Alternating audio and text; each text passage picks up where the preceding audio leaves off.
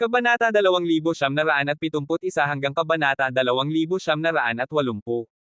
Kabanata 2971. Nang makitang lumalabas si Yehan mula sa dagat ng apoy, kakaiba ang tingin ng lahat. Yan Feng, ako na ang susunod. Malamig ang mukha ni Yehan. Dahil pinoprotektahan siya ng Shenglian, hindi na niya kailangang matakot sa apoy na kinokontrol ni Yan Feng. Kapag nawala na ang banta ng apoy, magiging mas madali para kay Yehan na harapin si Yan Feng. Nang marinig iyon, nagbago ang mukha ni Yan Feng sa loob ng dagat ng apoy. Kahit na ang Phoenix Ling na kanyang inuukulang lakas ay hindi nakapatay kay Yehan. Ngayon, hindi na talaga maisasagawa ang kanyang plano na alisin si Yehan, at kailangan pa niyang mag-ingat sa pagbabalik tama ni Yehan. Sa loob ng dagat ng apoy, pinuprotektahan si Yehan ng banal na liryo, parang isang anak ng Diyos, na namamahala sa mundo sa kalangitan ng apoy na sumasaklaw sa lahat. Hakbang-hakbang siyang lumakad patungo sa pwesto ni Yan Feng na nasa loob din ng dagat ng apoy. Sa sandaling iyon, si Yan Feng na may hawak na balahibo ng Phoenix ay patuloy na nagpapalakas ng balahibong iyon, at ang mga patong-patong na alon ay patuloy na umaalon, na parang ibababa si Yehan dito. Gayunpaman, lahat ng ginawa ni Yan Feng ay ganap na walang kabuluhan at hindi siya makakasakit kay Yehan kahit papaano, maliban na lamang kung maaari niyang ibuhos ang buong lakas ng Phoenix Ling. Kapag ang lakas na iyon ay lumampas sa Emperor Shenzang, maaari niyang sirain ang banal na liryo na nagpo-protekta kay Yehan, para makasakit siya sa katawan nito. Put angina, mali pa rin ang aking hula. Sa loob ng dagat ng apoy, napakasama ng mukha ni Yan Feng. Bawat beses na itinutulak niya ang balahibo ng Phoenix, nararamdaman niyang lumalakas ang kanyang katawan. Kung magpapatuloy ito, hindi na kailangang gumawa ng hakbang si Yehan. Mauubos ang lakas ng Phoenix, at sa oras na iyon, magiging parang isda at karne siya, na maaari na lamang patayin ni Yehan. Yan Feng, maganda ang sandata na nasa iyong kamay. Gusto ko ito. Bilang kapalit, ipapakita ko sa iyo ang lakas ng braso ng mga Diyos at demonyo. Walang emosyon ang hitsura ni Yehan, na napapalibutan ng banal na liryo, hindi siya natatakot sa pag-atake ng apoy, at si Yan Feng na nasa harap niya ay walang alinlangan na naging obito ng pagsubok ni Yehan sa lakas ng braso ng demonyo. Agad, isang malawak at matagal na presensya ang unti-unting lumalabas mula sa kanang braso ni Yehan. Ang God-killing formation at demon-sealing formation sa braso ng mga Diyos at demonyo ay mabilis na gumagana. Ang pattern ng mga Diyos at demonyo ay parang buhay na ngayon. Ang mga Diyos at demonyo na inukit sa braso ay sumisigaw sa kalangitan, at ang lakas ng mga Diyos at demonyo ay parang isang daluyan dito, na parang tumatawag sa walang hanggang kawalan. Sa sandaling iyon, habang ginagamit ni Yehan ang kanyang braso ng demonyo, kahit na ang ilang malalakas na tao sa paligid na nakikibaka ay nararamdaman ito. Ang sigaw ng mga Diyos at demonyo, ang pakiramdam ng pagtawag, ay nagpabago sa mundong ito. Parang ang mundong ito ay bumabalik sa kaguluhan ngayon, ibinabalik ang sinaunang kapaligiran ng unang panahon. Braso ng mga Diyos at demonyo. Tumingin si Emperor Void kay Yehan, at ang kanyang maselang mata ay may malamig na pagnanasa na pumatay, ngunit kapag nakikipaglaban sa apat na alagad, ang matinding lakas at walang takot na estilo ng pakikipaglaban ng kabilang panig, kahit na ang mga may matinding lakas na nasa pinakamataas na antas ng Holy Wheel Emperor ay nahihirapan. Bawat beses na nagbabanggaan sila ng apat na alagad, ang kawalan ay nabubuo, at ang mga bundok at ilog ay nagkakahati-hati. Gayunpaman, sa lakas ng may matinding lakas, hindi nararamdaman ng kabilang panig ang sakit, ngunit nararamdaman niya na kung magpapatuloy ito, lulubog lamang siya sa kawalan ng kalamangan. Ang braso ng mga Diyos at demonyo, ginagamit ni Hanye ang braso ng mga Diyos at demonyo. Ito ang sikat na kamao sa mundo noong libu-libong taon na ang nakalipas. Nakontrol na ba ni Hanye ito ng ganap? Maliwanag ang mga mata ng mga mangangalakal na nanunood ng labanan mula sa malayo, at sa sandaling iyon, maraming mata ang nakatuon kay Yehan. Sa sandaling iyon, si Yehan ay minsan parang Diyos, minsan parang demonyo, na parang nasa pagitan ng mabuti at masama. Ang kanyang kakaibang itim na mata ay naging lubhang masama, na nagpaparamdam sa mga taong hindi sinasadyang tumitingin sa kanya na parang titingin sila sa isang sinaunang demonyong Diyos, na hindi nila may iwasang sumuko. Mga sinaunang Diyos at demonyo, ginagamit ko ang lakas ng mga Diyos at demonyo gamit ang aking katawan at kaluluwa ng pagpapaliwanag. Sa loob ng dagat ng apoy, itinaas ni Yehan ang kanyang ulo at tumingin sa kalangitan. Itinaas niya ng mataas ang kanyang kanang braso. Sa sandaling iyon, ang kanyang manggas ay agad na naging abo, na inilalabas ang pinakamalakas na anyo ng braso ng demonyo. Nakita ang maraming tato sa kanyang malakas na braso. Ang mga tataong ito ay bumubuo ng pattern ng mga Diyos at demonyo. Parang buhay, sumisigaw sa langit at lupa, ang puwersa ng mga Diyos at demonyo mula sa sinaunang panahon, na parang may darating na sakuna. Ngunit sa mismong sandaling iyon, ang lubhang banal at lubhang masamang lakas ay lumalabas sa walang hanggang kawalan ng mundo, at lahat ay nararamdaman ang mga pagbabago na nangyari sa mundong ito. Sa sandaling iyon, ang mundo ay puno ng kalungkutan, karahasan, at sinaunang kapaligiran. Nakakaparamdam ito sa mga tao na parang narating nila ang sinaunang panahon.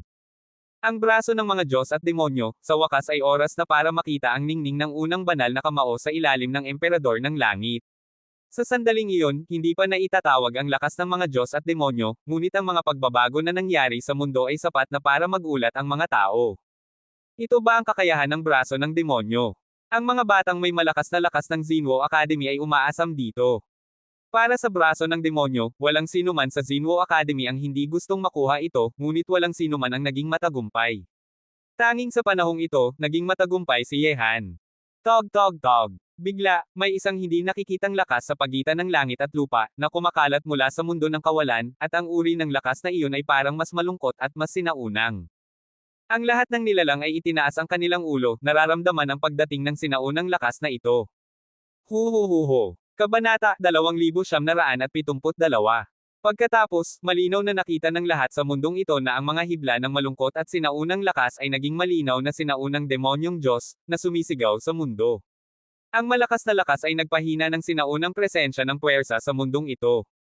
Sa sandaling iyon, ang tanawing ito ay parang isang kakaibang tanawin, na umaakit ng mga mata ng lahat sa mundo.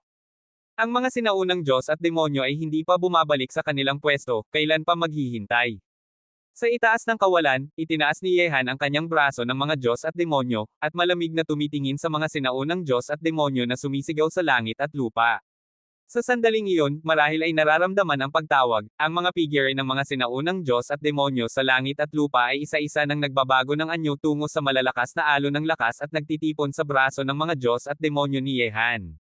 Sa sandaling iyon, naramdaman lamang ni Yehan na ang kanyang braso ng demonyo ay patuloy na tinutubuan ng hindi maipagkakailang nakakatakot na lakas.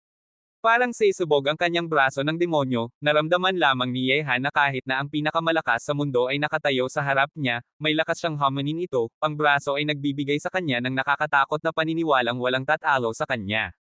Napakalakas! Nanginginig ang puso ni Yehan. Sa sandaling iyon, nais niya lamang ibuhos ang walang hanggang malakas na lakas na ito ng buong lakas. At ang target ay si Yanfeng na may hawak na balahibo ng Phoenix at nanginginig na tumitingin sa tanawing ito. Pumunta ka. Bigla, sumuntok si Yehan pababa, na nagpang-inig sa langit at lupa, ang walang hanggang malakas na lakas ay mabilis na lumalabas mula sa kanyang braso ng mga Diyos at demonyo. Sa sandaling iyon, ang dagat ng apoy sa paligid ay nawala. Nakita ang isang nakakatakot na daanan na binuti sa kawalan sa harap ni Yehan. Ito ang daanan ng kawalan, na pinipilit na magbukas ng daan mula sa kawalan. Hindi maganda. Nanginginig ang puso ni Yanfeng, at mabilis na inihagis ang balahibo ng Phoenix na nasa kanyang kamay. Gayunpaman, si Yanfeng na na-overload na sa pagpapalakas ng balahibo ng Phoenix kanina ay gumamit muli nito, ngunit wala na ang dating nakakatakot na lakas nito. Bog! Sa sandaling iyon, nanginginig ng husto ang paligid na mundo, at ang kawalan sa loob ng 10,000 metro ay binasag ng walang awa parang salamin. Ang kawalan ay nabagsak, lumitaw ang kaguluhan, at sumisigaw ang mga sinaunang Diyos at demonyo. At bilang target ng pag-atake, ang katawan ni Yanfeng ay lumipad pa atras ng libu-libong metro parang saranggola na putol ang tali, at kahit na ang balahibo ng Phoenix na nasa kanyang kamay ay lumipad pa alis. Sa itaas ng kawalan, ang kawalan ay nabagsak, at ang sigaw ng mga sinaunang Diyos at demonyo ay ginawa itong parang sinaunang larangan ng digmaan. Ang lakas ng suntok ni Yehan ay nagpahanga sa mundo, na nagpapatakot sa lahat hanggang sa pinakamataas na antas, kahit na ang mga malalakas na tao na nasa gitna ng labanan ay natakot. Nakita nila ang lakas ng braso ng mga Diyos at demonyo ng sarili nilang mga mata, totoo ang pangalan nito. Ngunit sa sandaling iyon, bilang target ng pag-atake, si Yanfeng ay malubhang nasugatan na at halos malapit ng mamatay. Ang balahibo ng Phoenix na nasa kanyang kamay ay lumipad paalis at napunta sa mga kamay ni Yehan. Sinubukan na ni Yehan ng sarili niya ang kahinatnan ng balahibo ng Phoenix.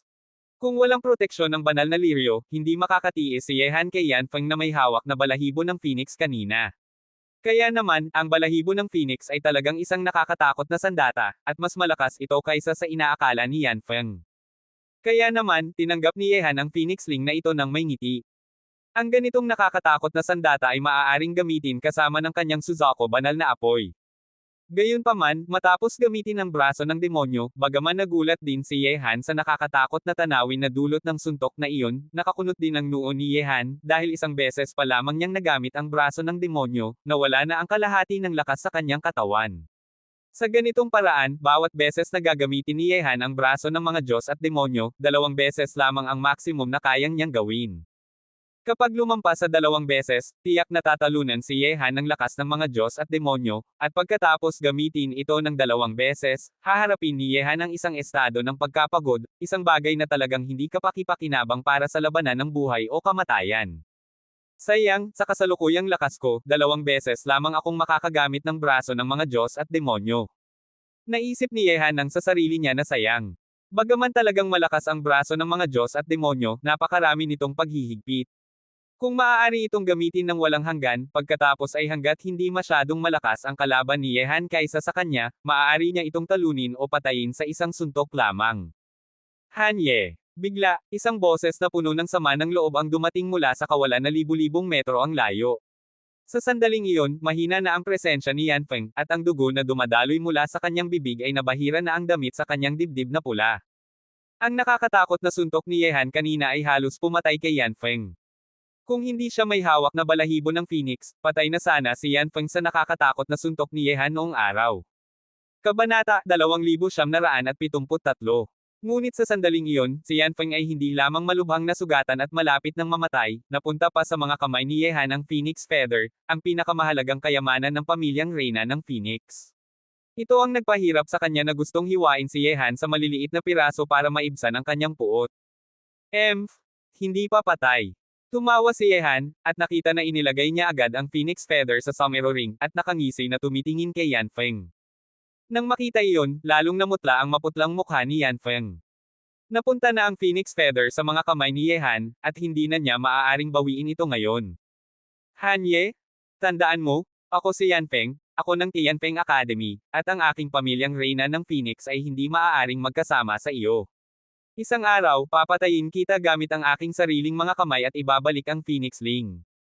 Matapos sabihin iyon, nakita na naging malaking pagsunog na Phoenix si Yan Feng, na naglalagablab ng apoy at patungo sa malayong kawalan. Ang lakas ng paggaling ng pamilyang reyna ng Phoenix ay kahanga-hanga rin. Bagaman malubhang nasugatan si Yan Feng, may kakayahan pa rin siyang tumakas, and tulad ng pamilyang reyna ng Peacock, walang kapantay ang kanilang bilis, kaya mahirap silang habulin. Nang makita iyon, hindi sinundan ni Yehan si Yan Feng. Isang si Yan Feng lamang ay hindi makakapinsala sa kanya. Bukod pa rito, 1 beses pa lamang niyang nagamit ang braso ng mga Diyos at demonyo, at natira na lamang ang kalahati ng kanyang lakas, hindi na siya angkop na magpanganib para sundan si Yan Feng. Nang makita iyon, unti-unting bumalik sa kanilang sarili ang mga nakakagulat na tingin ng lahat. Kanina, gamit ni Yehan ang braso ng demonyo, at ang suntok na iyon ay nagpahanga sa lahat sa mundo. Bagaman ang suntok ni Yehan ay hindi katumbas ng isang banal na emperador. Gayunpaman, dapat tandaan na si Yehan ay tanging 9 Tribulation Supreme lamang, hindi pa talaga siya pumasok sa larangan ng kawalang kamatayan. Talagang nararapat na tawaging braso ng mga Diyos at demonyo. Ang tinatawag na unang banal na kamao sa ilalim ng emperador ng langit ay kilala sa buong mundo noong libu-libong taon na ang nakalipas. Maraming malalakas na tao ang namatay sa ilalim nito, at ngayon ay muling nagpapakita sa mundo. Pareho pa rin ito tulad ng noong libu-libong taon na ang nakalipas, ngunit maaari itong muling maging sikat sa buong mundo. Ang si Hanye na may braso ng mga Diyos at demonyo, bagaman hindi siya pumasok sa listahan ng mga kandidato para sa emperador, ang kanyang lakas ay tiyak na hindi baba sa anumang kakaibang tao. Kung walang proteksyon ng Phoenix Feather si Yan Feng, patay na sana siya sa ilalim ng braso ng mga Diyos at demonyo ni Hanye. Ngunit ngayong beses, malaking pinsala ang natamo ng Tianfeng Academy. Si Qing Mie, isa sa 2 dakilang henyo ng Tianfeng Academy, ay namatay sa labanan. Si Yan Feng ay malubhang nasugatan, at ang Phoenix Ling ay kinuha ni Yehan. Higit pa rito, malamang na walang sinuman sa mga batang malalakas na tao ng Tianfeng Academy na dinala ni Yan Feng ngayon ang makakalabas buhay sa Aris Holy City, kahit na ang mga gustong malalakas na demonyong Diyos ay magkakaroon ng malaking pinsala. Sa pagitan ng langit at lupa, lahat ay nagtataka. Sa sandaling iyon, lumingon ang mga mata ni Yehan sa nakakatakot na malaking labanan sa pagitan ng langit at lupa. May libo-libong alagad sa Aris Emperor Palace. Sa ilalim ng pag-atake ng dalawang apat na alagad, Jin Wubang, Sheng Wubang, Ye Cheni, Nan Wenqing, Mu Hailan, at iba pa, higit sa kalahati sa kanila ay namatay o nasugatan na. Walang malakas na banal na emperador na nagbabantay, ang libu-libong alagad na ito ay parang langgam sa harap ng dalawang apat na alagad, pati na rin si Ye Cheni, isang nakakatakot na halimaw, at ang Xinwo Academy. Bukod pa rito, ang anim na dakilang emperador ng Aris Emperor Palace ay lahat na ring pinatay sa pagtatalo ng dalawang malalakas na tao sa kalahating antas sa mga nangungunang 10 alipin na may espada. Sa sandaling iyon, ang dalawang malalakas na tao sa kalahating antas ay nakikilahok na sa malaking labanan. 4 sa 8 demonyong Diyos ng lahi ng demonyo ang namatay na sa labanan hanggang ngayon, at ang natitirang 4 na demonyong Diyos ay mahirap nang makipagkumpetensya sa magkakasamang 10 alipin na may espada. Tungkol sa Emperor Aris, nawala na ang kanyang kagandahang asal bilang emperador. Sa ilalim ng pag-atake ng isa sa 4 na alagad, malubhang nasugatan na siya, kailangan na niyang tumakas para mabuhay. Sa buong malaking labanan, tanging si Emperor Void lamang ang nakapapanatili ng kagandahang asal ng isang malalakas na tao, at pantay ang lakas niya sa paglaban sa isang 4 na alagad. Siyempre, walang kailangang hulaan sa kasalukuyang sitwasyon ng labanan. Ang Aris Emperor Palace ay ubos na, at tiyak na ito ay mawawasak. Mabilis na, 1/2 oras lamang ang lumipas. Maliban sa malalakas na tao sa larangan ng Heavenly Demon God na tumakas na may malubhang pinsala sa 4 na malalakas na demonyong Diyos, ang ibang 7 malalakas na demonyong Diyos ay lahat na ring pinatay ng 10 alipin na may espada. At ngayon, kakaunti na lang ang natitirang alagad sa Aris Emperor Palace. Sa sandaling iyon, ang 10 alipin na may espada na nakalaya na ang mga kamay ay tumitingin na sa malubhang nasugatang Emperor Aris. Sa isang iglap, ang nakakatakot na lakas ng espada ay kumalat sa buong mundo, napatay ng walang awa, silang lahat ay tumakbo patungo kay Emperor Aris. Sa harap ng napakalakas na hanay na ito, agad na pinatay si Emperor Aris, hindi man lang niya naiwasan ang kanyang kaluluwa. Ang naiwan sa lahat ay isang pares ng hindi matitiis at nakakatakot na mata na nagwakas sa mundong ito. Nang makita iyon, sa wakas ay lumitaw ang isang tanda ng kalupitan sa magandang mukha ni Emperor Void. Nasa daan-daang milya siya sa layo, naharapin mag-isa ang lahat ng malalakas na tao sa panig ni Yehan, kahit na siya si Emperor Void, kailangan niyang mamatay sa puok na iyon. Hanye, sinira mo ang pundasyon ng aking Aris Palace na may libu-libong taon. Hihilingin kong bayaran mo ang utang na ito sa hinaharap. Tandaan mo, mula ngayon, hindi ka na magkakaroon ng katahimikan. Mula sa daan-daang milya na layo sa kawalan, dumating ang tahimik at nakakatakot na boses ni Emperor Void. Tumakas si Emperor Void. Natakot ang lahat, ngunit ngayon ay lahat ng malalakas na tao sa panig ni Yehan ay nakalaya na. Kahit na si Emperor Void ay kailangang pumili na lamang na tumakas para mabuhay. Tumingin sa nakakatakot na larangan ng labanan na puno ng mga galos, lalong lumakas ang pagtataka sa puso ng lahat sa mundo. Maaari nilang isipin na ang nangyari sa Aris Holy City ngayon ay tiyak na magpapahangga sa buong Central God Realm. Ang Aris Emperor Palace ay nawasak, at kahit na ang matandang halimaw na si Emperor Void ay tumakas. Hindi ko alam kung gaano kalakas ang labanan na nangyari sa Aris Holy City. Ang laban na iyon ay talagang hindi mahuhulaan. Narinig ko na ang Aris Emperor Palace ay nawasak sa loob ng daan-daang milya. Ang ganitong malaking labanan ay mahirap makita sa Central God Territory. Noong nakaraan, kapag naglalabanan ang ilang malalaking pamilya, karaniwang pinipigilan sila. Paano maaaring mawasak sa isang araw ang isang malaking kapangyarihan na mayroon ng libu-libong taon? Kabanata 2974. Hoy, ang Aris Emperor's Palace ay nakatagpo ng malaking problema ngayon. Sino ang mag-aakala na ang kapangyarihan sa likod ni Hanye ay napakalakas, at ayon sa hula, ang lakas ng mga malalakas na taong ito ay hindi nagmula sa Xinwo Academy. Hindi pa alam ng sino man kung saan sila nagmula. Hindi lamang ang Aris Emperor's Palace ang nakatagpo ng malaking problema, ganun din ang Tianfeng Academy. Gusto nilang alisin si Hanye, at ito ay isang bagay na lahat ay alam. Sino ba naman ang magpapahintulot na ang kinabukasan ni Hanye ay magbanta sa Tianfeng Academy? Ngunit ang pinsala ng Tianfeng Academy ngayong beses ay malaki rin, kahit na si Qing Mie, ang batang henyo ng Tianfeng Academy, ay namatay sa labanan sa Aris Emperor's Palace. Narinig ko na ang Tianfeng Academy ay nagdala ng 8 malalakas na demonyong Diyos sa Zhongzhou, mahigit sa 12 batang malalakas na tao sa antas ng banal na hari, at ang 2 dakilang henyo na sina Yanfeng at Qing Mie.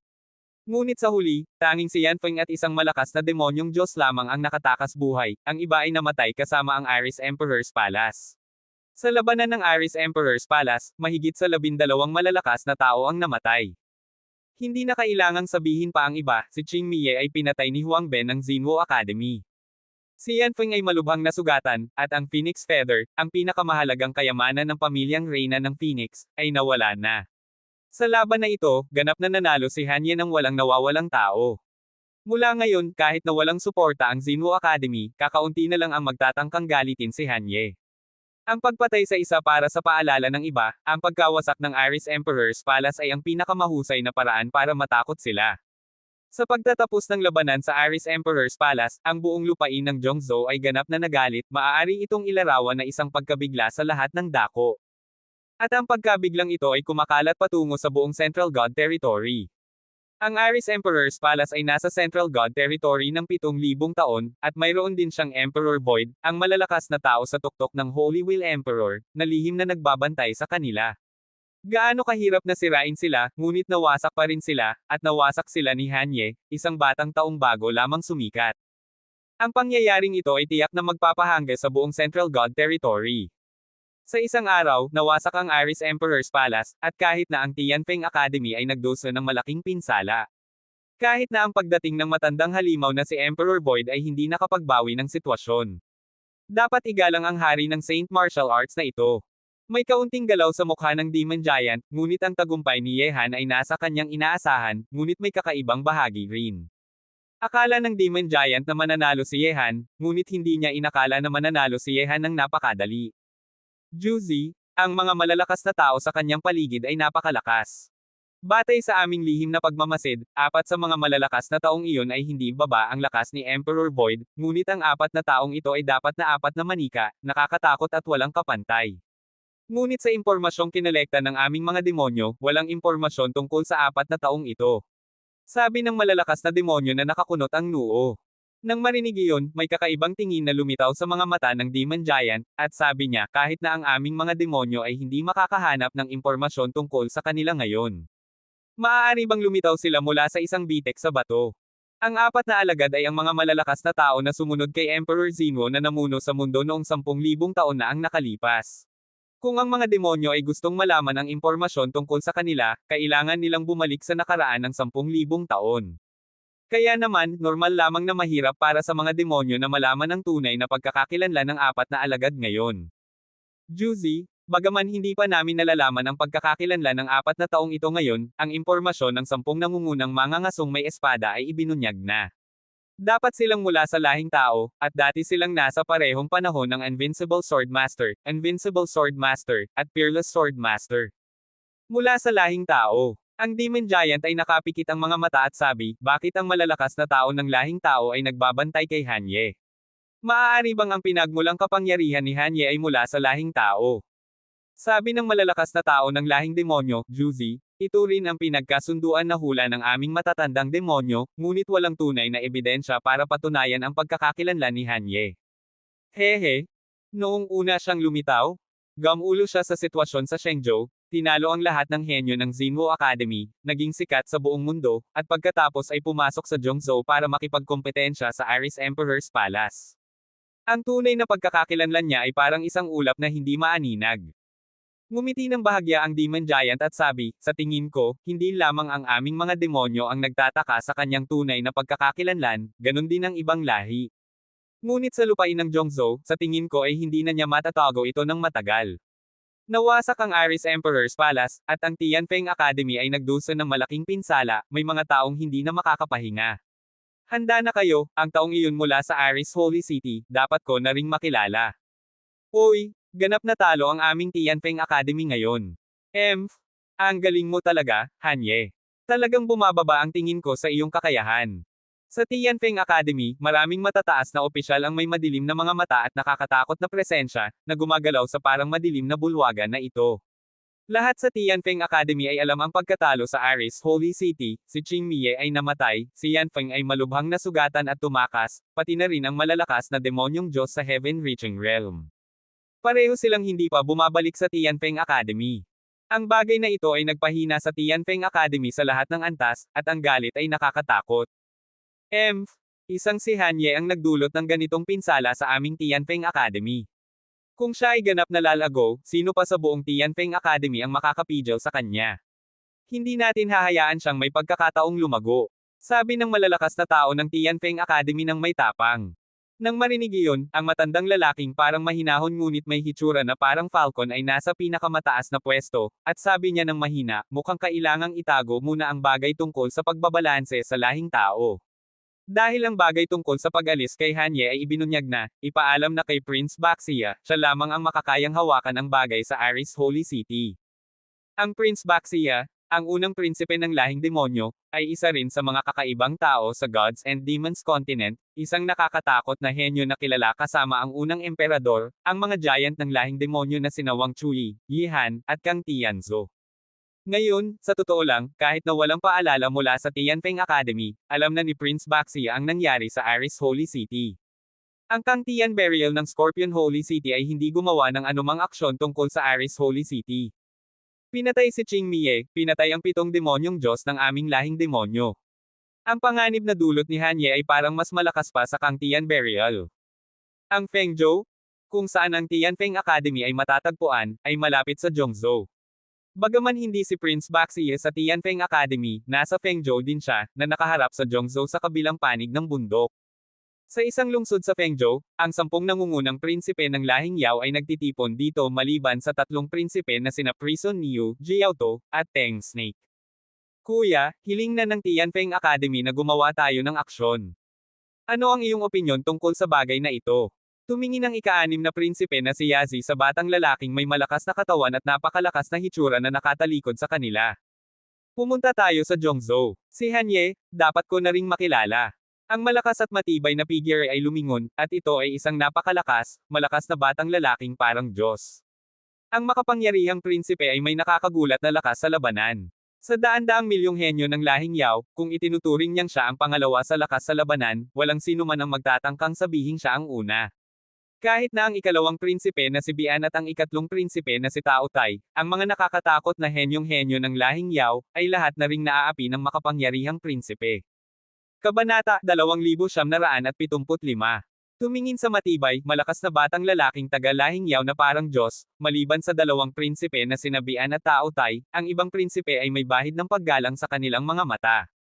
Kuya, baka hindi angkop na pumunta tayo sa Zhongzhou ng ganito. Sa likod ng mga prinsipe, kumikinang ang mga mata ni Prince Hobo at sabi, ang kasalukuyang sitwasyon sa Zhongzhou ay napakakomplikado. Ang Tianfeng Academy at ang lahing demonyo ay nakikisangkot na dito. Kung sasali tayo ngayon, tiyak na tayo ang titignan ng lahat.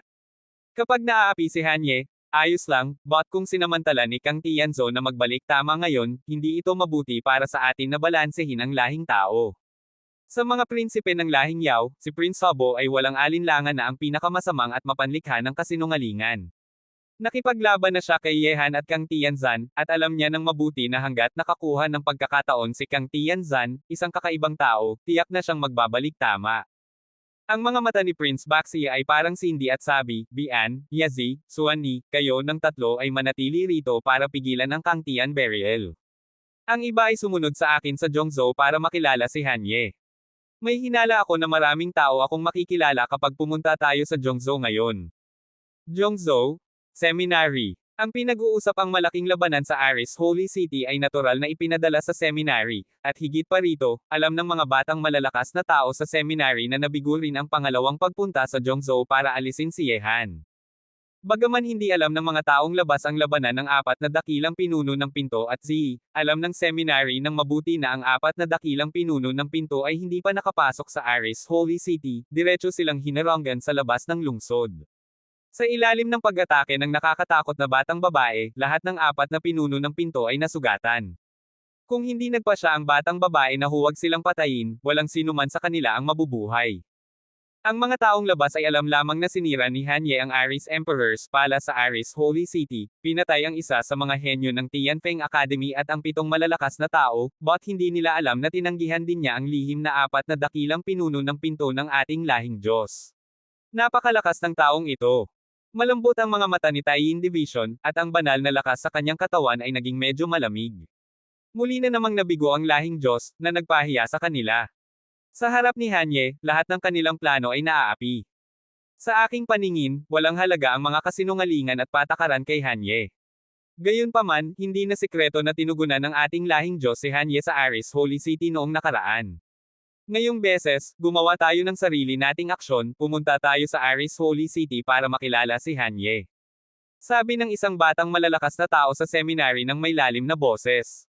Nang marinig iyon, may kakaibang galaw sa pambabae na mukha ni Tianzi. Tumingin siya kay Yin Chanji at sabi, Chanji, ano ang iyong opinyon? Sabi ni Yin Chanji, ang Tianfeng Academy ay tumutugon kay Hanye. Sa aking paningin, ganun din ang ideya ng Magic Academy. Bagaman walang galaw ang Magic Academy ngayon, maaari silang nakaupo sa bundok at nanunood ng labanan ng mga tigre, kinukuha ang benepisyo ng dalawang panig. Hinihintay nila na ang ating lahing Diyos at ang lahing demonyo ay maglaban. Sa tingin ko, mas mabuting humingi tayo ng payo sa unang emperador tungkol sa bagay na ito. Ang unang emperador ay nagtatangka ngayong pumasok sa larangan ng middle-level God Emperor. Hindi angkop na gambling siya. Bagaman ang mga demonyo ay makakapahinga ng mahaba, hindi tayo makakapahinga. 2 beses na tayong nabigo sa pagtugon kay Hanye. Ngayon, ang unang emperador ay nasa pag-iisa, kailangan nating desisyonan ito ng ating sarili. Kung hindi pa natin nagawa ito kapag lumabas na ang unang emperador mula sa pag-iisa, mawawala tayo sa harap ng iba. Nang marinig iyon, hindi nagsalita pa si Yin Chanji, but bilang isa sa mga kakaibang tao, talaga bang gustong gumamit ng masamang paraan ang unang emperador para tumugon sa isang kalaban na may kaparehong antas?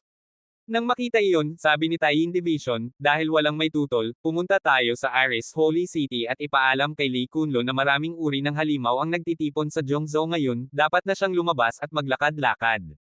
Wala nang tumutol sa mga naruroon. Ngayon na ang matandang henerasyon ay umaatres, dapat nang humarap ang mga batang henerasyon. Buddhist Academy. Ang Buddhist Academy ay matatagpuan sa kaharian ng banal na Buddha sa Central God Realm, kilala rin itong banal na lihim na lugar ng Buddha. Kasama ng lihim na lugar ng langit na daan, ito ang dalawang pinakamahalagang lihim na lugar ng daan sa Central God Realm. Sa bansang ito, ang mga tao ay sumasamba sa pinakamataas na Buddha, walang dugo ang nagbuhos, at masigla at mapayapa ang lahat. Ang Buddhist Academy at ang sinaunang pinto ng Buddha ay matatagpuan sa bansang banal na Buddha na ito. Sa sandaling iyon, sa Buddhist Academy, isang matandang lalaking nagsusuot ng luma na damit ng monghe ay tahimik na nakaupo sa futon. Sa kanyang likod, inialay ang mga banal na Buddha, ang usok ng tabako ay umaalon, at ang malambot na tinig ng mga monghe na nagsasabi ng mga teksto ay naririnig sa tahimik na paaralan. Ang matandang monghe ay may hawak na kwintas ng banal na bato na gawa sa nanmo at nagsasabi ng mga teksto sa kanyang bibig, parang may kakaibang lakas na nagpapatahimik sa lahat sa paligid. Siyang Buddha, hindi ko alam kung bakit mo tinawag ang iyong mga alagad rito. Sa harap ng matandang monghe, may isang lalaki at babae. Ang lalaki ay mga 26 o 7 anyos, mabuti ang mukha, dalisay at inosente ang mga mata, maliit na ulo na walang buhok, at nakasandal ang mga kamay. Bagaman mukha siyang bata, mayroon na siyang hitsura ng isang mahusay na monghe. At ang babae ay may katulad na edad ng lalaki, mahabang puting buhok na parang nyebe, maganda ang mukha, malinis ang ugali, at may malambot na hangin na nakatikip sa kanya. Nagsusuot siya ng mahabang puting damit na parang nyebe, parang isang banal na babae sa Buddha. Kapag tiningnan mo siya, hindi ka magkakaroon ng anumang kawalang galang sa kanya. Chanji Banan? Alam ninyo ba ang Aris Holy City, isa sa 12 banal na lungsod sa Zhongzhou? Dahan daw ang binuksan ng matandang monghe ang kanyang mga mata, malambot na tumitingin sa dalawang mahusay na alagad sa harap niya at sabi. Nang marinig iyon, nakasandal ang mga kamay ni Banan Ancient Buddha at sabi, siyang Buddha, may isang dragon sa banal na lungsod na tinatawag na Hanye. Pinatay niya ang mga tupa at tinapakan ng langit na phoenix. Napakasama ng kanyang damdamin. Sabi ng matandang monghe, ang Budismo ay para iligtas ang iba at iligtas ang sarili, hindi mahalaga kung mabuti o masama. Iligtas ang iba tulad ng pagliligtas sa sarili, at iligtas ang sarili tulad ng pagliligtas sa iba. Sa panahong ito, maraming masamang tao ang lumalabas, ang swerte ay walang hanggan, at ang sakuna ay nangyayari dahil sa tao at nawawala dahil sa tao. Sa Zhongzhou, hindi ko alam kung sino sa inyong dalawa ang handang pumunta roon. Siyang Buddha, handang pumunta si Chanka. May isang taong nakatakda para sa paglalakbay ng Buddha. Ang boses ni Chanka Buddha na babae ay malambot, matatag ang kanyang kalooban, at ang kanyang malinis na ugali ay parang ang lahat ng makataong Avalokitesvara, nasa kanyang puso ang lahat ng kirot. Dahan daw ang inilipat ng matandang monghe ang kanyang kamay at sabi, pumunta ka, iligtas ang kapalaran tulad ng pagliligtas sa sarili. Ito ang iyong kapalaran, ito ang iyong sanhi at bunga. Patuloy ang sanhi at bunga, hindi walang laman ang mundo ng tao, at mahirap makamit ang karma ng Buddha. Sa araw na iyon, umalis si Chanka Buddha mula sa lupain ng banal na Buddha, walang dala na anumang bagay o tao, naglakad mag-isa patungo sa Zhongzhou. Kabanata 2976. Sirahin ng Aris, tapakan ng langit, malamang na maging mas masigla pa ang susunod na Aris Holy City. Manood tayo ng mga batang henerasyon na gamulo sa likod natin.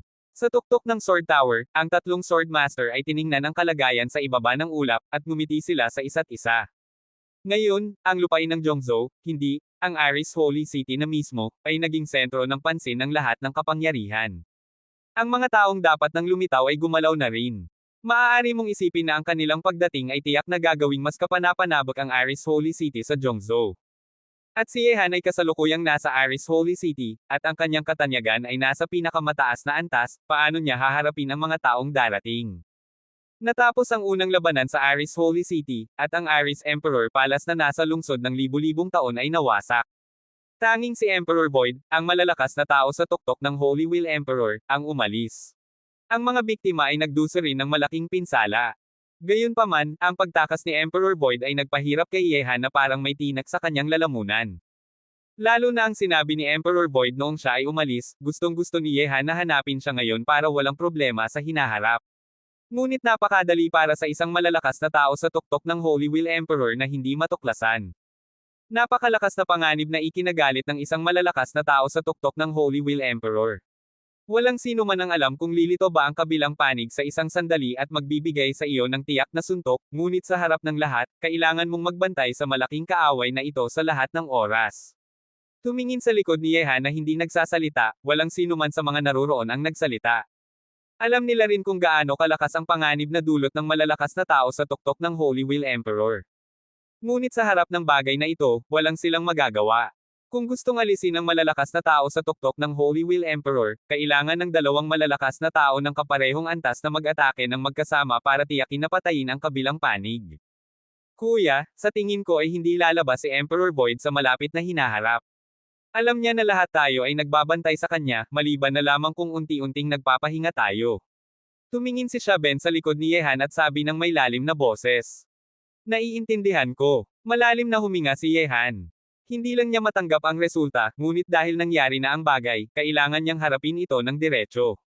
Talagang gustong patayin ni Emperor Void ang kanyang sarili, maliban na lamang kung ang apat na alagad o si Zi ay wala sa tabi.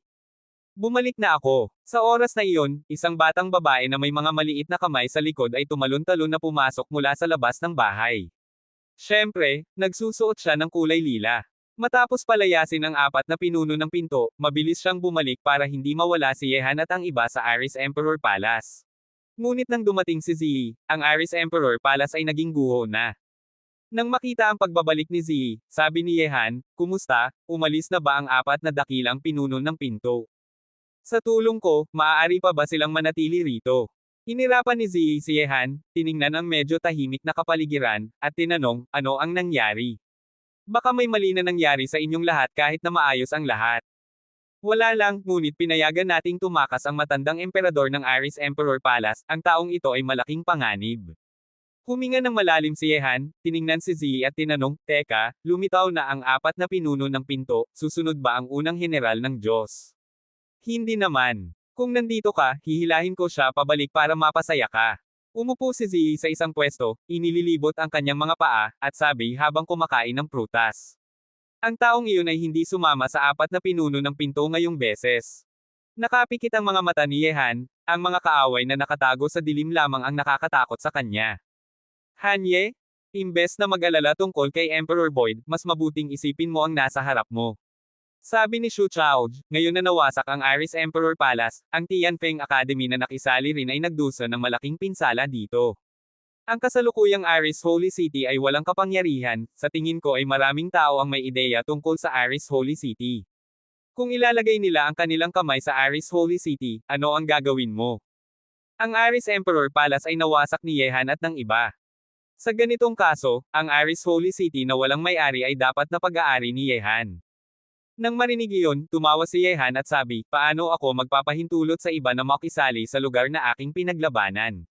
Ipabalite na ang Aris Holy City ay papalitan ng pangalan na Tianlong Holy City." Ito ang lugar ni Hanye. Kung may maglalagay ng kamay dito, puputulin ko ang kanilang kamay. Kung may maglalagay ng paa dito, puputulin ko ang kanilang paa. Gustong kong makita sa lupain ng Zhongzhou, ilang taong walang takot ang magtatangkang gumawa ng plano dito. Nang marinig ang napakalakas na salita ni Yehan, nagulat ang lahat ng naroroon. Alam nila na inangkin ni Yehan ang Aris Holy City, at hindi siya susuko sa sinumang gustong kumuha nito. Gayunpaman, ito rin ang iniisip ng mga naroroon, pinaglabanan nila ang lungsod ng husto, paano nila ibibigay ito sa iba. Siyempre, maraming tao ang naghahangad sa malaking bingit na Aris Holy City. Bago iyon, ang mga taong ito ay nakaupo sa lihim at nanunood ng labanan ni Yehan at Aris Emperor Palace. Hindi mahalaga kung sino ang mananalo o matatalo, hindi ito may kinalaman sa kanila. Kung nawasak ang Aris Emperor Palace, maaari silang makisali sa Aris Holy City. Kahit na hindi nawasak, ang labanan nila kay Yehan ay tiyak na magpapahina sa kanila, at hindi nila makakayang ipagtatanggol ang pundasyon ng Aris Holy City. At nang si Yehan ay sirain ng Aris Emperor Palace, siya ang may hawak ngayon sa Aris Holy City. Bagaman talagang nakakatakot ang lakas ng mga malalakas na tao sa paligid ni Yehan, hinihimok ng interes, hindi nila basta-basta ibibigay ang Aris Holy City. Bagaman medyo nakakaloka ang hakbang na ito, ngunit talagang hindi maaaring umatras sa Aris Holy City, hindi tayo gagawa ng damit para sa iba. Tumango si Mo Boding at sabi, gayunpaman, malamang na marami pa tayong haharapin ngayon. Umuatras ang Tianfeng Academy at nagduso ng malaking pinsala, hindi nila ito papayagan. Ang lihim na paghahanda ng lahing Diyos ay nagkamali rin, hindi rin nila ito papayagan. Hindi na sekreto na ang dalawang paaralan na ito ay gustong alisin si Yehan. Maaari na itong maging diretsyo na labanan. Nakalimutan mo ang Magic Academy. Sabi ni Xu Chaoj, bagaman tahimik ang Magic Academy nitong mga araw, sino ang alam kung ano ang kanilang plano sa lihim. Maaari silang nakaupo sa bundok at nanunood ng labanan ng mga tigre noon para kumuha ng benepisyo. Ngunit ngayon na nawasak ang Aris Emperor Palace, umatras ang Tianfeng Academy, at nagkamali ang lahing Diyos, kahit na mayroon silang ganitong ideya, hindi nila ito maipapakita. Kaya ang susunod na Magic Academy ay maaaring maging hindi tahimik. Tama, ang mga taong ito sa Magic Academy ay palaging gustong sumaksak sa likod. Sabi ni Ming Shishuan ng malamig. Habang nakikinig sa pagsusuri ni Xu Chaoj, tumango ang lahat ng naroroon. Ang kailangang harapin nila ngayon ay hindi lamang ang mga taong may ideya tungkol sa Aris Holy City, kabilang din ang mga gustong alisin si Yehan. Sabi ni Yehan, kadalasan ay lalabas ang mga batang henerasyon. Ngayon, ang matandang henerasyon ng lahat ng kapangyarihan ay umaatres sa likod at ibinibigay ang entablado sa batang henerasyon. Kaya ang batang henerasyon na lalabas ngayon ay tiyak na mas malakas kaysa sa nakaraang beses. Ang tanging mga tao na maaaring imbitahin ng Tianfeng Academy ay ang ilang malalaking prinsipe. Tungkol sa seminary, sa tingin ko ay gagawa sila ng sarili nilang aksyon ngayon. Ang sitwasyon ay hindi mahuhulaan, ngunit haharapin natin ito, hintayin natin sila sa Aris Holy City na ito. Ngayon, oras na para palitan ang pangalan ng Aris Holy City. Judas, ipabalito mo, mula ngayon, ang Aris Holy City ay papalitan ng pangalan na Tianlong Holy City. Ito ang lugar ni Hanye. Opo, Ginoong Han. Kabanata 2977. Mabilis na, sa loob lamang ng ilang oras, ang Aris Holy City ay pinalitan ng pangalan na Tianlong Holy City, at ang buong lungsod ay nagulantang. Ang lahat na nakakaalam ay nagulat sa lakas ng loob ni Yehan, dahil mula sa mga salitang iyon, makikita na determinado si Yehan na hawakan ang lungsod na ito, at ang sinumang gustong kumuha nito ay kailangang tanungin muna siya kung payag siya. Palitan ng pangalan ng Aris Holy City ng Tianlong Holy City. Mukhang gustong magtayo ng pundasyon ang taong ito para sa kanyang Tianlong sa lupain ng Zhongzhou. Magandang plano iyan. Pagkatapos lahat, siya na ngayon ang hari ng Saint Martial Arts ng Xinwu Academy, si Hanye, hindi si Yehan. Ngunit hindi ito madaling gawain na magtayo ng sariling lugar sa Zhongzhou. Sa Holy City of Demon Scorpion, agad na nalaman ni Kang Tianzan ang aksyon ni Yehan. Nang malaman na pinalitan ni Yehan ang pangalan ng Aris Holy City ng Tianlong Holy City, alam ni Kang Tianzan ang iniisip ni Yehan, gusto niyang pumasok sa Central God Realm. Ginoong Kang, hindi ba't masyadong malaki ang pagnanasa ni Yehan? Sabi ni Kang Jinyo, ang Central God Realm ay isang lugar na napakaseloso. Kung ito man ay ating lahing tao, lahing yaw, lahing demonyo, o lahing Diyos, kung gustong basagin ang dati ng paghahati ng kapangyarihan, napakahirap na manirahan sa Central God Realm. Ngayon ay inilalagay na ni Yehan ang kanyang kamay dito. Kapag nalantad ang kanyang pagkakakilanlan, hindi lamang ang mga kapangyarihan sa Zhongzhou ang tatanggihan siya, malamang na maraming tao sa buong Central God Realm ang gustong paalisan siya. Sabi ni Kang Tianzan, sinong makakapagsabi ng tiyak ang mangyayari sa hinaharap? Bukod pa rito, kahit na malantad ang kanyang pagkakakilanlan, pumasok na ba ang kapangyarihan ng kanyang Tianlong sa Zhongzhou? Nagtatag na ba siya ng sariling kaharian sa Aris Holy City? Ngayon, siya ay nagdedeklara lamang na ang Aris Holy City ay kanya. Hanggat hindi pumasok ang kanyang kapangyarihan sa Zhongzhou, hindi ito ituturing na paglapit sa Central God Realm. Bukod pa rito, siya pa rin ang hari ng Saint Martial Arts ng Xinwu Academy, kahit natanggihan siya ng mga kapangyarihan sa Zhongzhou, maaari niyang ibigay ang Aris Holy City sa Xinwu Academy. Napakatalino ng taong ito, at mayroon na siyang plano para sa maraming bagay. Patuloy ni Kang Jinglo, malaki ang hangarin ni Yehan, kaya siya ang isa sa iyong panghabang buhay na kaaway. Ang kanyang hangarin ay hindi sa lahing tao, ngunit ngayon ay naghahanda na siya para sa hinaharap sa Central God Realm. Ang kanyang hangarin ay ang buong kontinente ng mga Diyos at demonyo. Ngunit ang taong ito ay gumugulo sa Aris Holy City, ito ang magandang pagkakataon para sa atin. Ginoong Kang, umalis na si Prince Baxia mula sa Fengzhou patungo sa Aris Holy City. Dahil nakatuon na ang kanyang pansin kay Yehan, maaari tayong magamit ang pagkakataong ito para gumawa ng aksyon. Nang marinig iyon, sabi ni Kang Jinglo, kapag umalis si Baxia, imposibleng isama niya lahat ng prinsipe. Sino ang namamahala ngayon sa Tianfeng Ancient City? Sabi ni Kang Jinglo, ang tatlong prinsipe na sina Bian, Yazi, at Suani ay nakatingin sa atin sa Tianfeng Ancient City ng Fengzhou. Maraming tao mula sa lahing Yao ang nagtitipon doon. Kapag nakakita sila ng henyo mula sa lahing tao na lumalabas sa Fengzhou, papatayin nila ito. Ngayon, ang mga henyo ng lahing tao na pumasok sa Central God Territory ay natatakot na pumunta sa Fengzhou, at ang mga taong ito ay kahit na nakakapuslit sa Holy City of Demon Scorpion para patayin ang ating mga pinakamahusay na tao. Ngayon na umalis si Baxia, oras na para tayo ay magbayad ng ganti. Umangat ang ngisi ni Kang Tianzan at sabi, bagaman ang Tianfeng Ancient City ay matatagpuan sa Fengzhou, malapit ito sa Holy City of Demon Scorpion, kaya madali para sa kanila na gumawa ng masama. Noong nandoon pa si Baxia sa Tianfeng Ancient City, medyo natatakot ako sa kanya. Ngayon, tanging si Bian na may hindi mahuhulang ugali, si Yazi na masamang tao na naghihiganti, at si Suani na malupit na tao na lang ang nandoon, hindi sila kailangang ikabahala. Para sa mga pinakamahusay na tao ng lahing tao na namatay sa Holy City of Demon Scorpion, oras na para magbayad ng halaga ang lahing Yao. Ngayon, hindi pa talagang lumalabas si Yehan. Si Kang Tianzan, ang pinuno ng lahing tao, ay pumasok sa Holy City of Demon Scorpion, siya ang sandalan ng lahat ng henyo ng lahing tao na pumasok sa Central God Realm. Kaya naman, ang kasalukuyang Holy City of Demon Scorpion ay nagtitipon ng maraming pinakamahusay na tao ng lahing tao. Bagaman ang pinakamahusay na tao ng lahing tao ay tanging sina Li Zhengdao at iba pa na pumasok sa Central God Realm kasama si Yehan, at ang 10 emperador ng Kang Clan sa tabi ni Kang Tianzan lamang, ngunit sa ilalim ng pinakamataas na kapangyarihan ng lahing tao, maraming henyo mula sa maliliit na kapangyarihan ang pumasok din sa Zhongzhou. Pagkatapos lahat, sa pagbubukas ng City of Destiny, lahat ay gustong pumasok doon, makahanap ng pagkakataon, at maging isang malakas na tao. At ang mga pinakamahusay na tao ng lahing tao na pumasok sa Central God Realm ay natural na naging target ng lahing Yao. Ang pagbubukas ng City of Destiny ay may kinalaman sa kapalaran at swerte. Bawat henyo ay may sariling swerte. Kung mas malakas ang swerte ng lahing tao, mas malaki ang tsansa na pumasok sa City of Destiny. Kung mababa ang swerte, mahirap na makahanap ng sariling pagkakataon sa lungsod, at makakatagpo pa ng maraming panganib. Kaya naman, hindi dapat baliwalain ang mga pinakamahusay na tao na ito. Maaaring hindi sila kasing lakas ng pinakamahusay na henyo, ngunit ang kanilang swerte na pinagsama-sama ay mas malakas kaysa sa kanila. Bagaman mukhang mahirap intindihin, ang City of Destiny mismo ay isang napakakaiba at mahiwagang lugar. Gayunpaman, ang pagpapalit ni Yehan sa pangalan ng Aris Holy City ng Tianlong Holy City ay nagdulot ng galit sa ilang kapangyarihan sa Zhongzhou. Isang batang tao lang na gustong magtatag ng sariling kaharian sa Aris Holy City. Masyadong malaki ang pagnanasa niya.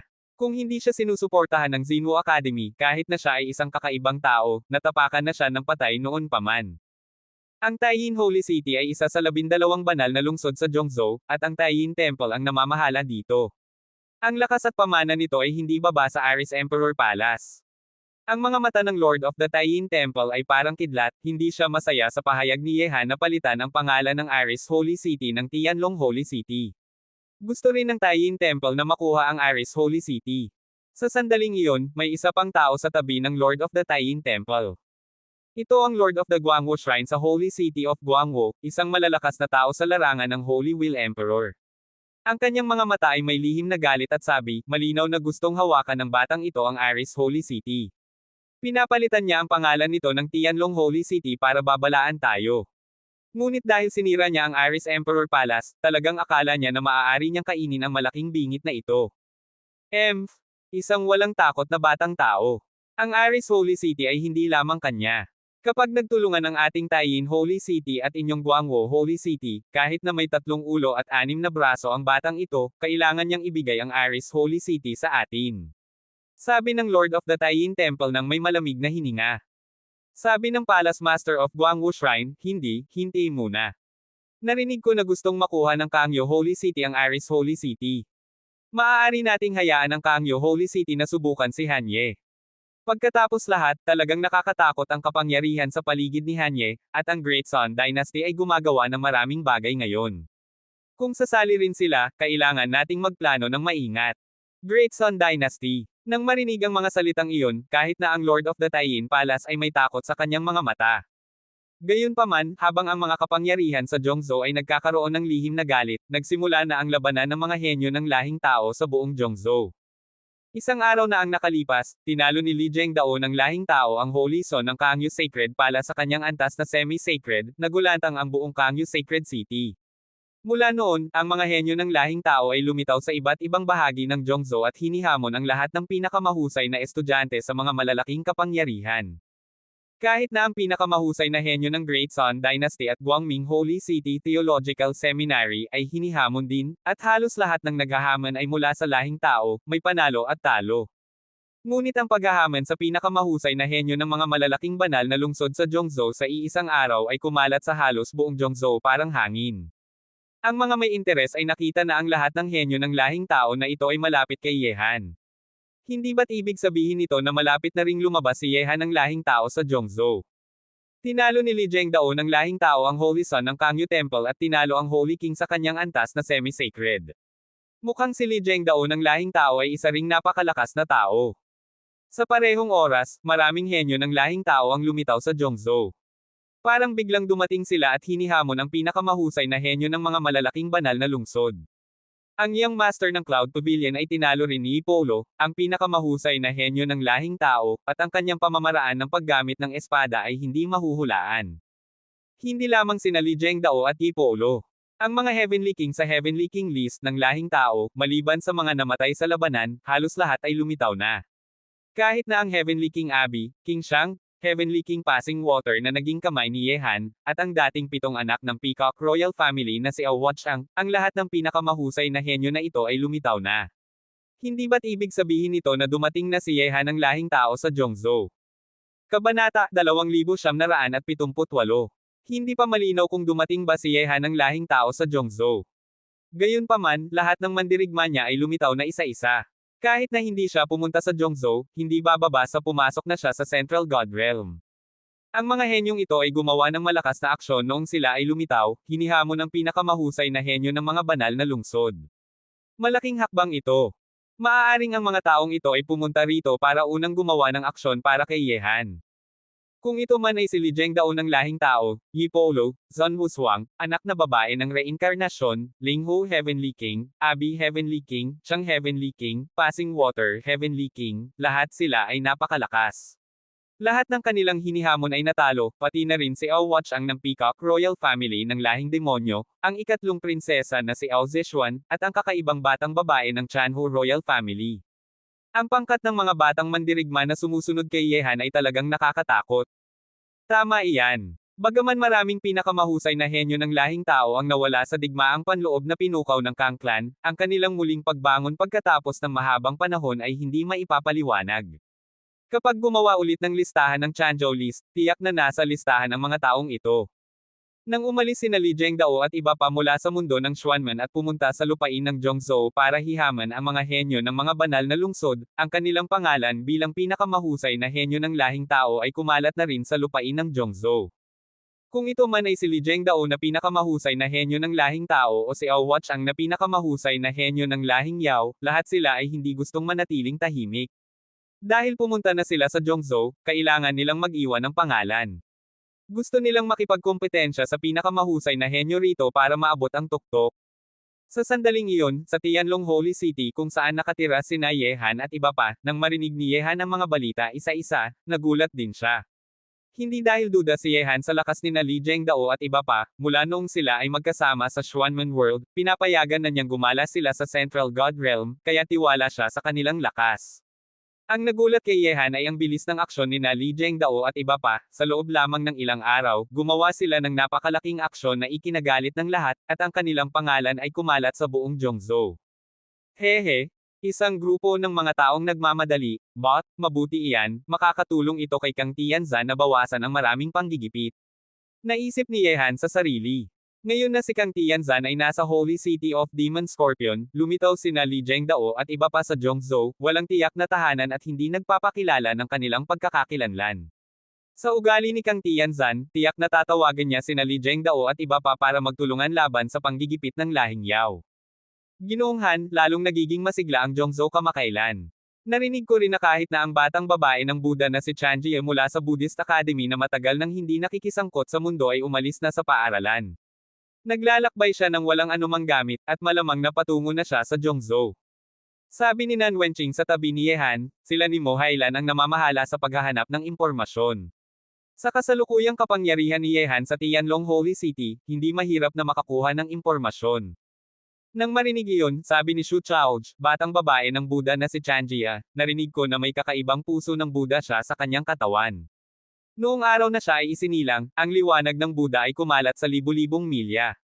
Ang paglitaw ng ganitong mahiwagang bagay ay nagulat kahit na ang Buddhist Academy at ang mga puok ng Buddha, at ang dakilang Buddha pa ay nanghula na si Chanjia Buddha Girl ay isang bihirang banal na katawan ng Buddha, ang kanyang kinabukasan ay walang hanggan. Sabi ni Mo Boding, ang batang babae ng Buddha na si Chanjia at ang Banan Ancient Buddha ay ang dalawang pinakamahusay na henyo ng Budismo. Bagaman ang una ay nag-aaral ng Budismo na may buhok, hindi siya isang bata ng mga taong hindi relihiyoso. Pareho sila ng katayuan ni Banan Ancient Buddha. May mga chismis na si Banan Ancient Buddha ay muling ipinanganak na isang sinaunang Buddha, ngunit walang alinlangan, sina Chanjia Buddha at Banan Ancient Buddha ay mga henyo. Kung hindi sila nasa Buddhist Academy at nakikisangkot sa kompetisyon, maaari silang makipagkompetensya sa mga kakaibang tao. Narinig ko na ang tungkol sa dalawang pinakamahusay na henyo ng Buddhist Academy. Sabi ni Yehan, ngunit walang away tayo sa Buddhist Academy, at maaaring hindi tayo ang dahilan ng pagdating ng batang babae ng Buddha na si Chanjia. May iba pang balita ba maliban sa ito? Parehong umiling sina Nan Wenqing at Mo Hailan, nakakuha na sila ng impormasyong ito sa Tianlong Holy City, at hindi nila makukuha ang mga lihim na bagay. Mukhang ang mga kalaban natin ay napakalihim ng kanilang pupuntahan. Nakapikit ang mga mata ni Yehan at sabi, gayunpaman, kahit na lihim sila, lalabas din sila kapag pumunta sila sa Tianlong Holy City. Kalimutan na natin, hintayin na lang natin sila tahimik. Walang hakbang na tiyak na mananalo, at ngayon ay hintayin natin silang gumawa ng unang aksyon. Sino ang susunod na darating sa Tianlong Holy City? May malinaw na sagot si Yehan sa isip niya, tiyak na darating ang Tianfeng Academy at Seminary, at maaari ring darating ang Magic Academy na walang galaw pa. Tapos na ang lihim na labanan, ngayon ay oras na para sa diretso na labanan. Gayunpaman, habang tahimik na naghihintay sina Yehan at iba pa, sa susunod na araw, tinanggap ng Tianlong Holy City ang kanilang unang grupo ng bisita. Darating na ang Kangyu Temple. Tapos na ang pagsasanay ni Yehan at pumunta sa lobby. Ang mga batang malalakas na tao sa Holy Martial Arts List, sina Ben, Ziyi, Nan Wenqing, at Mo Hailan, lahat ay naroon. Nang marinig ni Yehan ang balita, hindi siya nagulat. Ang mga taong sumire sa Aris Emperor Palace at gustong makuha ang Tianlong Holy City ay hindi makakapahinga magpakailanman, may isang tao na tiyak na lilito para gumulo. Sino ang tao mula sa Kangyu Temple? Tanong ni Yehan na nakapikit ang mga mata. Sabi ni Nan Wenqing, Ginoong Han, ang tao mula sa Kangyu Temple ay si Kangyu Tianhai. Ito ang pangalawang pinuno ng Kangyu Temple. Narinig ko na ang isa niyang paa ay pumasok na sa larangan ng Holy Wheel Emperor. Inanyayahan kanila na pumunta sa Emperor Palace Pavilion, ito ang lugar kung saan tinatanggap ng Aris Emperor Palace ang mga mahahalagang bisita. Isang pangalawang pinuno lang ang dumating. Talagang akala ba ng Kangyu Temple na madali akong kausap? Ngumisi ng malamig si Yehan at sabi, tungkol sa pagpupunta doon, bakit kailangang pumunta? Kilala ba nila ako ng husto? Sabihin sa Kangyu Temple na pumunta sila rito kung gustong makipag-usap. Tungkol sa Emperor Palace Pavilion, wala akong interes. Ano ang layunin ng Kangyu Sacred Palace sa pagpunta sa Tianlong Holy City? Hindi na kailangang hulaan. Dahil ang kabilang panig ay pumunta rito na may masamang intensyon, walang dahilan para bigyan sila ng paggalang ni Yehan. Kahit na sino ang gustong hawakan ang Tianlong Holy City, tiyak na magiging malupit si Yehan. Hindi na sekreto na dumating ang Kangyu Sacred Palace sa Tianlong Holy City. Ang mga taong nakatingin sa Tianlong Holy City ay alam na pumunta doon ang Kangyu Sacred Palace. Alam ng lahat ang kanilang layunin.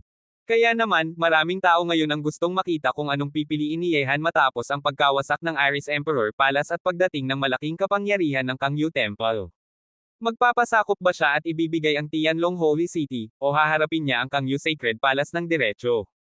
Gayunpaman, kasabay ng pagtitingin ng mga taong ito sa Tianlong Holy City, ang sagot ni Yehan sa Kangyu Temple ay agad na kumalat sa buong Tianlong Holy City. Sa harap ng imbitasyon ng Kangyu Temple, tinanggihan ni Yehan ito ng diretsyo, walang paggalang na ibinigay.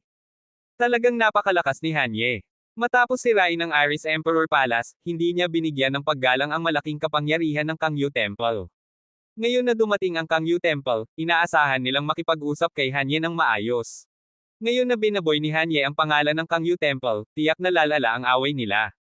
Maayos. Malamang na hindi. Alam ng lahat ang layunin ng Kangyu Sacred Palace sa pagpunta sa Tianlong Holy City, malinaw na gustong kumuha nila ito.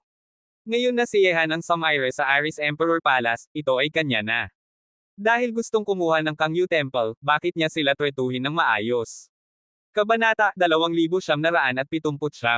Tama iyan. Hindi talagang ibibigay ni Hanye ang Tianlong Holy City na kanyang pinaglabanan ng sarili sa iba. Napakalakas ng taong ito, malinaw na ipinapakita niya ang kanyang damdamin tungkol sa Tianlong Holy City. Hindi niya papayagan ang sino mang gustong kumuha nito na umalis ng dali-dali. Gayunpaman, maraming tao ang naghahangad sa Tianlong City. Kahit na napakalakas ni Hanye at ang mga kapangyarihan sa kanyang paligid, napakahirap na hawakan ng matatag ang Tianlong City. Ang Kangyu Temple ay una pa lamang, tiyak na may pangalawa, pangatlo, at marami pang iba. Sa sandaling iyon, sa Emperor Palace Pavilion. Ang lugar na ito ay parang isang bungalow para sa bakasyon, mayroon itong lahat ng kailangan, komportable na kapaligiran, at magandang tanawin. Bagaman nawasak ang Aris Emperor Palace, nanatili pa rin ang Emperor Palace Pavilion, at ang may hawak nito ay ang pamilyang Linyang na sumunod kay Yehan noong siya ay pinatay si Xi Wang. Sa loob ng bungalow, nakaupo sa pinakamataas na pwesto ng lobby ang isang gitnang gulang na lalaki na may matapang na mukha at napakatakot na presensya. Ang patriarch ng pamilyang Lin ay pawisan sa noo. Nang dumating ang Kangyu Sacred Palace sa Tianlong Sacred City, ang pamilyang Lin na tapat sa Aris Emperor Palace ay agad na sumusunod sa Kangyu Sacred Palace. Ngayon, si Yehan lang ang may hawak sa Tianlong Sacred City, at ang pamilyang Lin ay parang nasa gilid ng taybak, natatakot silang magalit si Yehan at sirain ang kanilang pamilya. Siyempre, para sa mga maliliit na tao na ito, hindi man lang interesado si Yehan na tingnan sila. Para kay Yehan, hanggat nawasak ang Aris Emperor Palace, ang mga maliliit na tao na ito ay hindi pa nagtatanong ng kanyang lakas at lakas ng loob. Ang tapang mo talaga, Hanye, nilalabanan mo ang ating Kangyu Temple sa lihim. Talagang akala mo na ikaw ang may hawak ng lahat sa Tianlong Sacred City na ito. Ang mga malalakas na tao na sumunod kay Kangyu Tianhai, ang pangalawang pinuno ng Kangyu Sacred Hall, ay nagalit. Ang kawalan ng galang ni Yehan ay nagpaiyak sa kanila ng galit. Sa Tianlong Sacred City, may lakas kang loob na labanan ang ating Kangyu Sacred Palace. Malamig ang mga mata ni Kangyu Tianhai. Inaamin niya na may lakas ng loob si Yehan, ngunit hindi niya inaamin na may lakas si Yehan na labanan ang Kangyu Sacred Palace. Pumunta sila rito para sa Tianlong Holy City, ngunit matagal na silang nasa matataas na pwesto, hindi nila kayang tanggapin ang anumang kawalan ng galang mula sa iba, kahit na si Yehan, isang kakaibang tao na sumaire sa Aris Palace. Sa puso ng mga malalakas na tao sa Kangyu Sacred Hall, si Yehan ay isang batang tao lamang. Ang pagpunta nila sa Tianlong Sacred City para makipag-usap ng personal ay sapat ng magalang para sa batang ito. Pangalawang pinuno, papuntahan ko si Hanye at papatayin siya. Papahiyain ko ang batang ito na hindi alam ang laki ng mundo. Hindi totoo na ang Tianlong Holy City ay sa kanya na lamang. Sabi ng isang malalakas na tao sa larangan ng Holy Emperor nang may galit. Nang marinig iyon, bagaman hindi nagsalita ang patriarch ng pamilyang Lin na tahimik na nakatayo sa tabi, tumawa siya sa kanyang puso. Ang pagkuha kay Hanye sa Tianlong Sacred City ay isang imposibleng bagay. Alam ng buong Zhongzhou kung gaano katikot ang lakas ng mga malalakas na tao sa paligid ni Ye Han. Kunin si Hanye. Sigurado ka bang malalampasan mo ang mga malalakas na tao sa kanyang paligid? Malamig na umangat ang ngisi ni Kang Yu Tianhai. Sa Tianlong Sacred City at Kang Yu Temple, maliban kay Kang Yu Tianhai na isang malalakas na tao na pumasok sa Holy Whale Emperor, mayroon lamang 5 Holy Tibetan Emperor at isang malalakas na tao sa Holy Emperor. Imposibleng kunin si Ye Han gamit ang ganitong lakas, ito ay parang paghahangad ng kamatayan. Gaano kalakas ang Aris Emperor Palace noong ito ay may malakas na lakas? Gaano kalakas ang kapangyarihan ng Tianfeng Academy na pumunta sa Tianlong Holy City? Hindi na kailangang ipaliwanag ito, kahit na ang mga taong ito ay hindi nagtagumpay, at ang kapangyarihan ng Kang Yu Temple sa Tianlong Holy City ay hindi pa sapat. Pangalawang pinuno, malinaw na ayaw ni Hanye na makipag-usap sa atin. Kung susundin natin ang kanyang mga salita at pupunta tayo doon ng personal, ano ang mangyayari sa pangalan ng ating Kang Yu Temple? Sabi ng malalakas na tao sa Holy Dao Emperor ng Kang Yu Temple nang may kawalan ng kagustuhan. Una ang kagandahan, pagkatapos ang digmaan. Kung talagang hindi marunong magpasalamat si Hanye, malalaman niya ang uri ng kahirapan na kanyang haharapin. Malamig na sabi ni Kang Yu Tianhai, dahil gustong niyang pumunta tayo doon ng personal, gagawin ng ating Kang Yu Temple ang kanyang hiling at ibibigay natin sa kanya ang paggalang na ito. Pangalawang pinuno, talagang ibibigay natin ang ating paggalang sa batang ito. Lahat ng malalakas na tao ng Kang Yu Sacred Palace ay nagduso ng kawalan ng kagustuhan. Ang ating Kang Yu Sacred Palace ay hindi ibibigay ang paggalang sa sinumang tao. Kahit na si Hanye ay isang kakaibang tao, hindi pa siya karapat-dapat sa ganitong paggalang. Malamig na umangat ang ngisi ni Kang Yu Tianhai at patuloy na sabi, ngunit ito ang Tianlong Sacred City, ano ang masama kung ibibigay natin sa kanya ang kaunting paggalang na ito? Kung maaari nating hawakan ang Tianlong Sacred City ng walang digmaan, hindi malaking bagay na mawala ang kaunting paggalang. Dapat nating tandaan na maraming tao ang naghahangad sa Tianlong Sacred City bukod sa ating Kang Yu Sacred Palace, kailangan nating hawakan ang lugar na ito bago sila. Nang marinig iyon, tumahimik ang mga malalakas na tao ng Kang Yu Sacred Palace.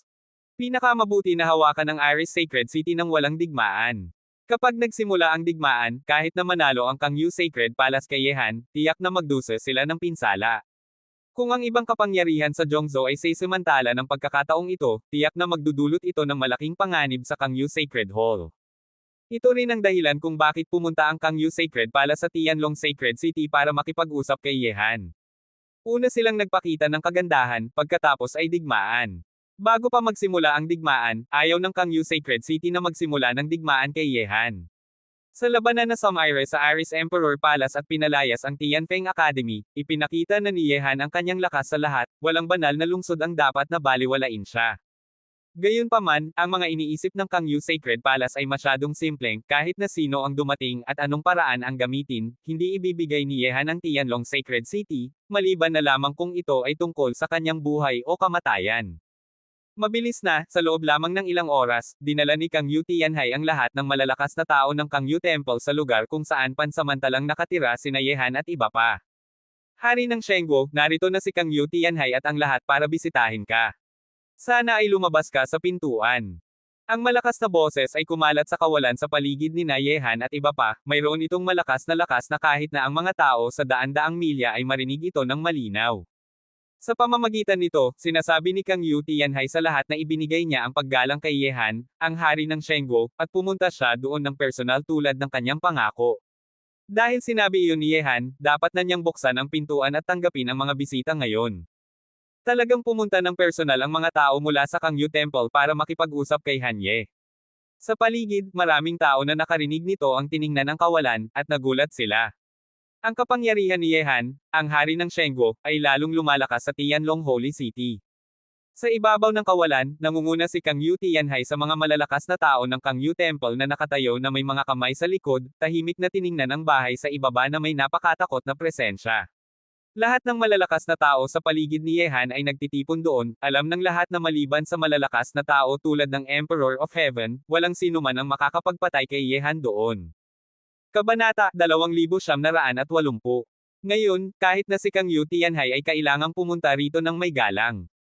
Sa sandaling iyon, may galaw sa hangin, at ang tatlong pinakamahusay na batang malalakas na tao, sina Xu Chaoj, Mo Boding, at Ming Xishuan, lumitaw sa harap ng mga malalakas na tao ng Kang Yu Temple.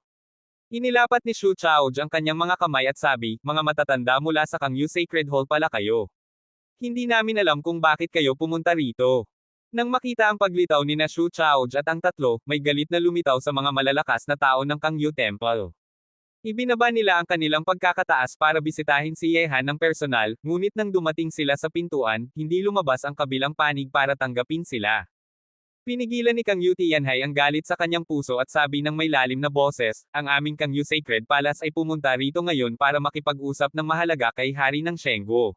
Sana ay ipaalam ninyo kay Hari ng Shengguo.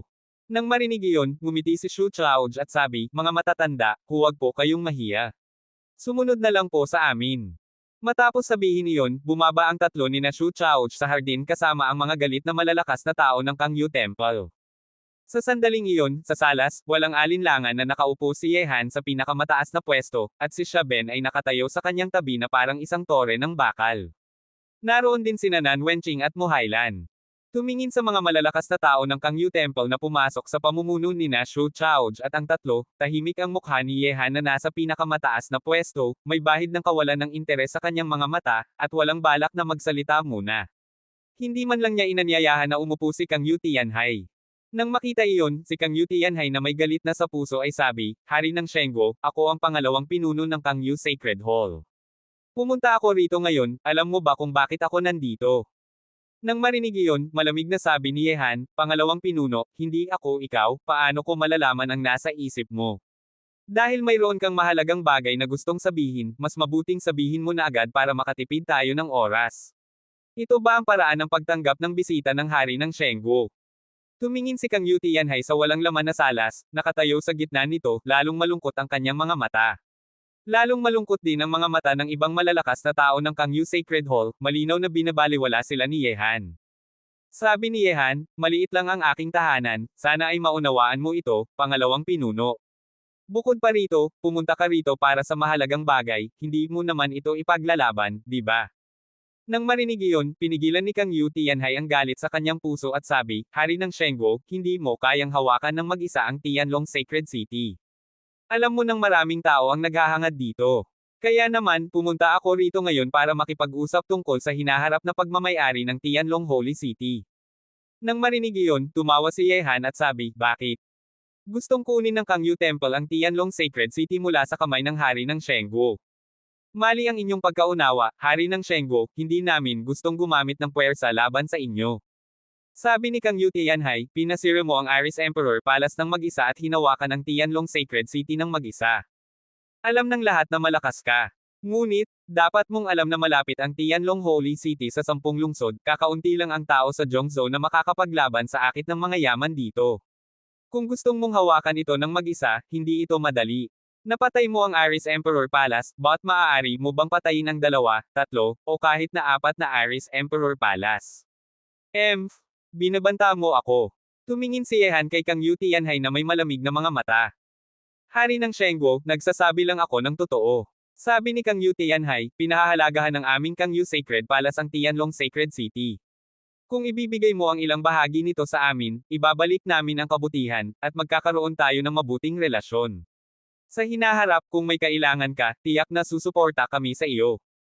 Hehe. Hindi ko inakala na ganito katanga ang mga tao ng Kang Yu Sacred Palace. Tumawa si Yehan ng may galit at sabi, kinukuha ko ang Tianlong Sacred City na ito mula sa Iris Emperor Palace gamit ang aking lakas. Gusto ninyong ibigay ko ito sa inyo ng ganito na lang. Hindi ba't masyadong tanga ang ideyang iyon? Malamig na mukha si Kang Yu Tianhai at sabi, Hari ng Shengguo, dapat mong alam kung gaano kalaking panggigipit ang haharapin mo kapag sinira mo ang Iris Emperor Palace at hinawakan ang Tianlong Sacred City. Ang aming Kang Yu Sacred Palace ay una pa lamang. Sa iyong kasalukuyang lakas, ilan sa kanila ang maaari mong harapin? Hindi bababasa, walang lakas ang inyong Kang Yu Sacred Palace na ipaubaya ako. Ang sino mang gustong kumuha ng Tianlong Sacred City ay kailangang patunayan na may lakas silang kunin ito. Wala pa kayong karapatang hilingin sa akin na ibigay ito. Umangat ang ngisi ni Yehan na may malamig na mga mata. Nang marinig iyon, ganap na naging malungkot ang mga mata ni Kang Yu Tianhai at sabi, kaya naman ayaw mong ibigay ang Tianlong Sacred City. Ibigay. Bakit ko ibibigay? Dahil lang sa inyong Kang Yu Temple. Tumawa si Yehan, huwag na nating pag-usapan ang inyong Kang Yu Temple, kahit na ang mga tao mula sa Great Sun Dynasty ay pumunta rito, hindi ako lilinggan pa. Kung gustong ninyong kumuha ng aking Tianlong Sacred City, kunin ninyo ito kung kaya ninyo. Tungkol sa pagbibigay nito ng libre, paumanhin, hindi ko pa nagagawa iyon. Hanye, mabait kaming kausap ngunit hindi namin inakala na ganito kakawalan ng galang. Kahit na hindi mo ibibigay ang Tianlong Sacred City, hahawakan namin ito. Malungkot na mga mata ang mga malalakas na tao ng Kang Yu Sacred Palace na parang isang tigre na gustong kumain ng tao. Malamig na sabi ni Yehan, mabuti iyan, hinihintay ko kayong kumuha ng Tianlong Sacred City. Kung kayo ay matagumpay, ibig sabihin ay may lakas kayo. Kung hindi, magiging bahagi kayo ng aking tagumpay. Nang makita iyon, umangat ang ngisi ni Kang Yu Tianhai at sabi, tatandaan ko ang mga salita mo, hari ng Shengguo. Sana ay pareho ka pa rin kapag tayo ay magkita muli. Aalis na ako. Matapos sabihin iyon, lumingon diretso si Kang Yu Tianhai kasama ang lahat ng malalakas na tao ng Kang Yu Sacred Hall, hindi pa sila nakakailang minuto rito. Tatandaan ninyo, ang Tianlong Sacred City ay sa akin, Hanye. Ang sino mang gustong kumuha nito ay kailangang handang magdusa. Tumingin si Yehan sa mga malalakas na tao ng Kang Yu Temple na may malamig na ngisi. Sa kanyang paningin, napakatanga ng Kang Yu Temple, akala nila na ibibigay niya ang Tianlong Holy City sa kanila sa pamamagitan ng ilang salita. Ito ay isang panaginip lamang. Napakalakas ng loob ng Kang Yu Sacred Palace. Kahit na sinira mo ang Aris Emperor Palace at ipinakita ang iyong lakas, hindi ka pa rin nila pinahahalagahan. Bagaman si Kang Yu Tianhai ay pumunta rito ng may galit na mukha, sa totoo lang ay binabanta ka nila. Ginagamit nila ang pagnanasa ng ibang kapangyarihan sa Zhongzhou para pilitin kang ibigay ang Tianlong Sacred City. Nakita ng malinaw ni na Xu Chaoj ang nangyari, ang Kang Yu Temple ay pumunta rito para pilitin si Yehan na ibigay ang Tianlong Sacred City, para makuha nila ito ng walang hirap. Ngunit ang mga tao ng Kang Yu Temple ay napakatanga. Pinaglabanan ni Yehan ang Tianlong City ng husto, paano niya ibibigay ito ng ganito na lang.